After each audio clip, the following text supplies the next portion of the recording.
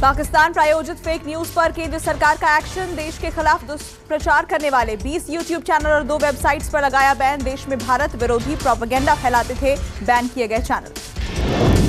UP के महिलाओं को पीएम मोदी की बड़ी सौगात, 6 लाख महिलाओं के खाते में राशि ट्रांसफर की। साथ ही पीएम ने 202 टेक होम राशन प्लांट का भी शिलान्यास किया। कहा बीजेपी ने यूपी में महिलाओं को सुरक्षा और सम्मान दिया।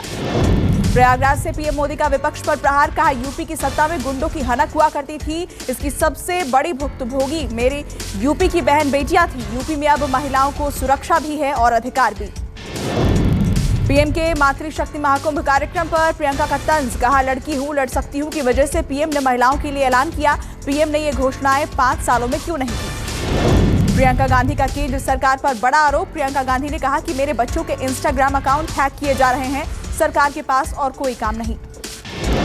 अजय मिश्रा के खिलाफ संसद में संग्राम जारी है। विपक्षी सांसदों ने गांधी की प्रतिमा के पास से विजय चौक तक मार्च निकाला। मार्च में शामिल राहुल गांधी ने कहा अजय मिश्रा पर कुछ नहीं बोलते पीएम। मंत्री के बेटे ने किसानों को कुचला। अजय मिश्रा ट्रेनी के विरोध में एनएसयूआई का प्रदर्शन। दिल्ली पुलिस के प्रदर्शन की इजाजत न दिए जाने के बाद भी कार्यकर्ताओं ने प्रदर्शन किया। पुलिस ने प्रदर्शन कर रहे छात्रों को हिरासत में लिया। विपक्ष के हंगामे के बीच राज्यसभा से चुनाव सुधार बिल पास। बिल में आधार कार्ड को वोटर आईडी कार्ड से जोड़ने का प्रावधान है। एसपी, बीएसपी, एमआईएम समेत कई दल कर रहे बिल का विरोध। लड़कियों की शादी की उम्र 18 से बढ़ाकर 21 साल करने वाला विधेयक आज लोकसभा में पास कर दिया गया है। केंद्रीय महिला और बाल विकास मंत्री स्मृति ईरानी ने लोकसभा में इस विधेयक को पेश किया। पंजाब चुनाव से पहले अकाली नेता बिक्रम सिंह मजीठिया की मुश्किलें बढ़ गई हैं। बिक्रम मजीठिया के खिलाफ ड्रग्स केस में एफआईआर दर्ज की गई है। मजीठिया के खिलाफ मोहाली में स्टेट क्राइम पुलिस थाने में केस दर्ज हुआ। बिक्रम मजीठिया पर सिद्धू का बयान। सिद्धू बोले जब तक ड्रग माफिया के मुख्य दोषियों को सजा नहीं दी जाती तब तक न्याय नहीं होगा। इससे पहले सिद्धू ने कहा अगर मौका मिले तो मैं खुद मजीठिया को सजा दूंगा।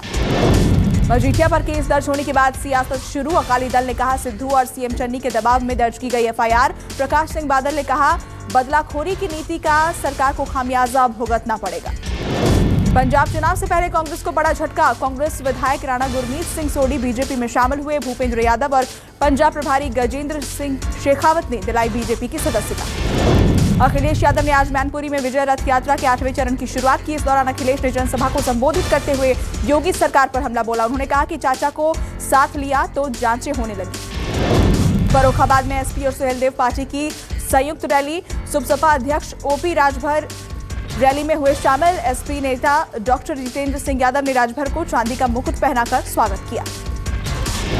लिंचिंग को लेकर बीजेपी और कांग्रेस में ट्विटर वार। राहुल ने ट्वीट कर लिखा कि 2014 से पहले लिंचिंग शब्द सुनने में भी नहीं आता था, जिसके बाद बीजेपी नेता अमित वालवीय ने पलटवार कर कहा राजीव गांधी लिंचिंग के जनक थे।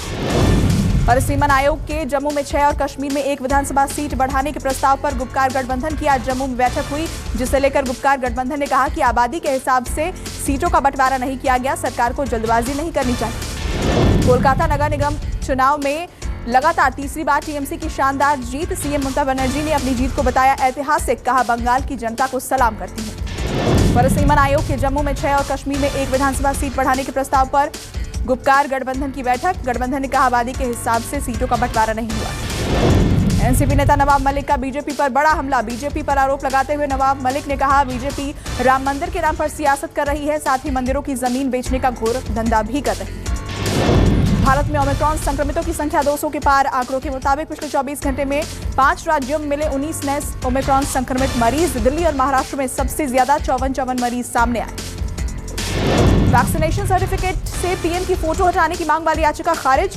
केरल हाईकोर्ट ने याचिकाकर्ता पर 1 लाख रुपए का जुर्माना लगाया। केरल हाईकोर्ट ने कहा सर्टिफिकेट पर पीएम की तस्वीर पर शर्म क्यों। 24 घंटे में देश में कोरोना के 5336 नए मरीज।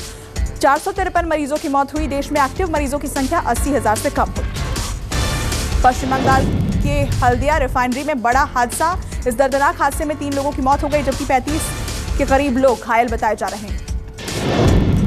चंदौली में पावर हाउस में लगी भीषण आग। तेज पटाखे की आवाज के साथ दर्जनों ट्रांसफार्मर धू-धू कर जले। शॉर्ट सर्किट के चलते लगी आग।